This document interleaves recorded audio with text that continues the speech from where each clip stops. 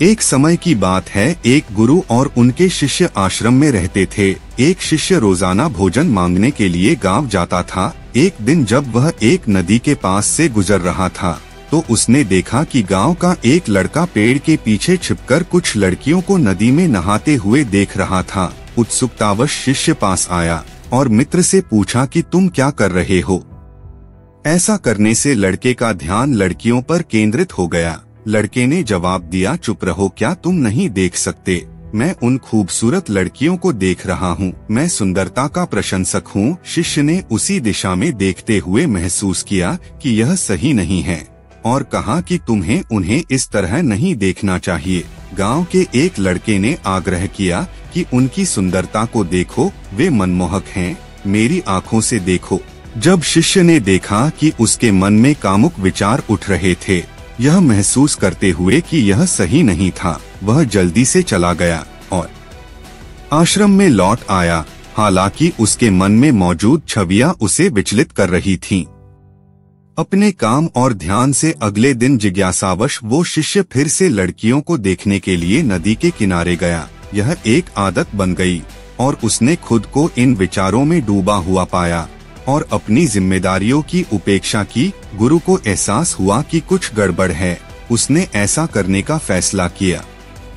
यह जानने के लिए शिष्यों का अनुसरण करें कि क्या हो रहा है। कुछ समय बाद नदी के किनारे पहुंचने पर शिष्य और गांव का लड़का लड़कियों को देखते हुए पकड़े गए। गुरु ने उनसे पूछा कि क्या वे वहां खाना मांगने आए थे या ऐसी गतिविधियों में शामिल होने के लिए आए थे जिससे शिष्य को शर्मिंदा होना पड़ा। शिष्य ने बताया कि वह इस स्थिति में कैसे फंस गए।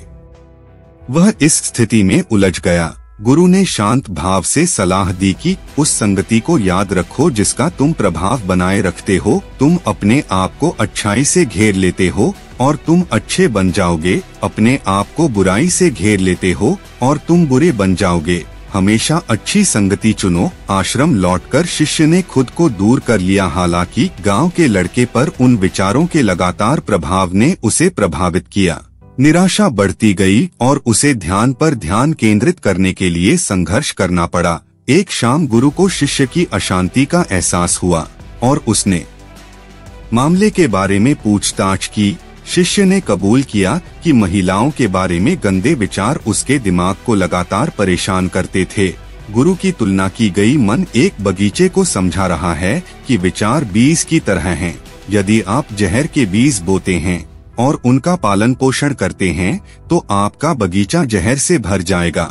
लेकिन यदि आप सकारात्मक विचारों पर ध्यान केंद्रित करते हैं तो समय के साथ नकारात्मकता दूर हो जाएगी। शिष्य ने ध्यान के दौरान घुसपैठ करने वाले गंदे विचारों को संभालने के बारे में पूछा। गुरु ने सलाह दी कि विचारों से न लड़े, बल्कि बिना किसी फिल्म को देखने की तरह उनका बिना किसी लगाव के निरीक्षण करें। उन्होंने भावनाओं के बारे में जो दृष्टिकोण समझाया उससे शांति मिलेगी। गुरु की सलाह को दिल पर लेने से शिष्य ने सचेत रूप से स्पष्ट सामग्री से परहेज किया और शिक्षाओं को अपने दैनिक जीवन में लागू किया।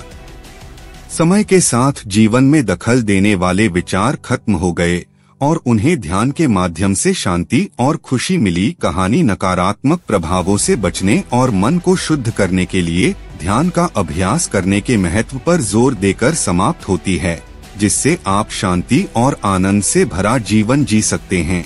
यदि आप अधिक लघु कथाएं देखना चाहते हैं तो हमारी चैनल को सब्सक्राइब करें।